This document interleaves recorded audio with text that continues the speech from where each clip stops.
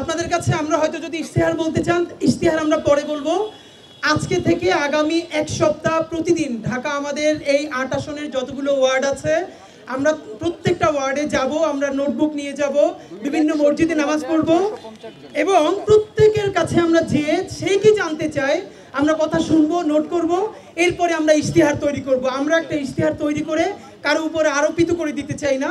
আমরা মানুষের কথা শুনে শুনে আজকে আমরা শাহবাগ দাঁড়ালাম, এরপরে প্রত্যেকটা জায়গায় আমরা যাব, তারপরে আপনাদেরকে আমরা ইশতেহার জানাবো।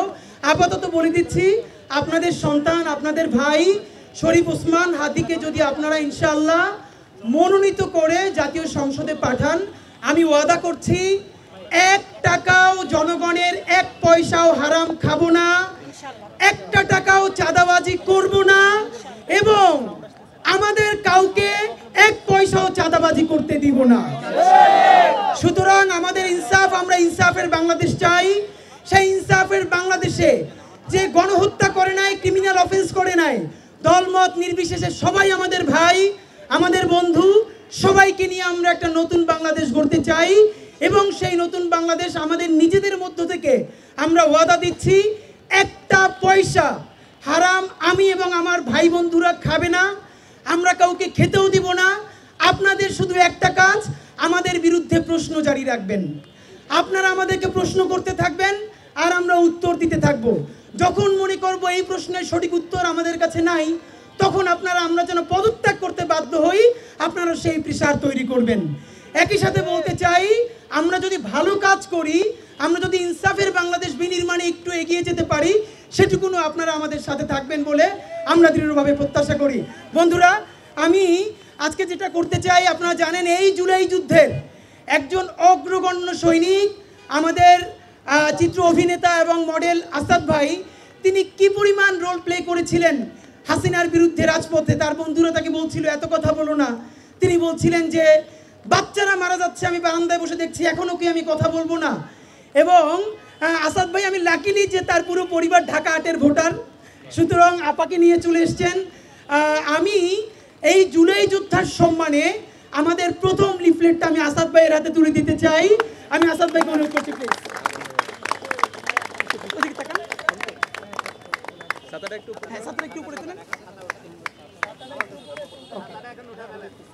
এরপরে আমরা আপনাদের কাছে লিফলেট পৌঁছে দিব। আর এখন আমরা আমাদের যে তবারক আপনারা দেখেছেন যে বাতাসা এবং মুড়ি, আচ্ছা কিছু মানুষ মানে আসাদ ভাইয়ের বোন আপা এবং দুলা ভাই থেকে শুরু করে কিছু মানুষ যে অকারণেই আমাদেরকে এত পরিমাণ সাপোর্ট করে, ভালোবাসে, এটা আসলে আমাদের ঋণ। আমি শুধু আপনাদের কাছে বলতে চাই ভাইরা, আমরা আজকে বিসমিল্লাহ বলে রাজপথে নামলাম। অনেকে জিজ্ঞাসা করছে যে আমরা কি জিতবো কিনা। আমরা তো জিতবো বলেই নেমেছি ইনশাআল্লাহ। আমরা যদি কারো কাছে 1 পয়সা চুরি না করে, চাঁদাবাজি না করে, ডাকাতি না করে নির্বাচন করি, তাহলে তো আমাদের পরাজয়ের কোনো কারণ নাই। অনেকে জিজ্ঞেস করে 500 ভোট পাবা, আমি কমেন্টে রিপ্লাই দেই এত ভোট পয়সা ছাড়া, তাই তো বিজয়।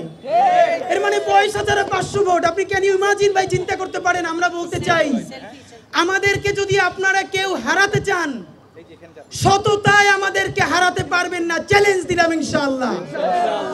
সুতরাং নতুন বাংলাদেশের চ্যালেঞ্জ হবে আমাদের সাথে যারা সততার প্রশ্নে নামতে পারবেন, ইনসাফের প্রশ্নে নামতে পারবেন।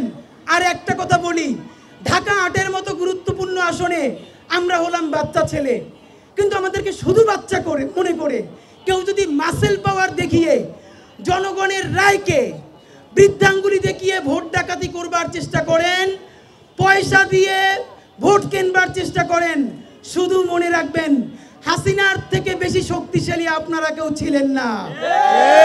যেই বাচ্চারা হাসিনাকে পালাতে বাধ্য করেছে, আপনারা যদি ভোট ডাকাতির বা ভোট চুরির বা ভোট কেনার চিন্তা করেন, আপনারাও গণপ্রতিরোধের শিকার হবেন।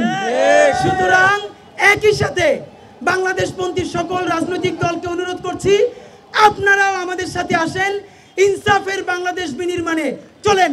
আমাদের ইশতেহার হোক, চাঁদাবাজি করব না, চাঁদাবাজি করতে দিব না, 1 পয়সা হারাম খাবো না, 1 পয়সা আমার বন্ধুদেরকে হারাম খেতে দিব না, এবং এমপির এখতিয়ারের বাইরে আর কোনো কাজে হস্তক্ষেপ করব না।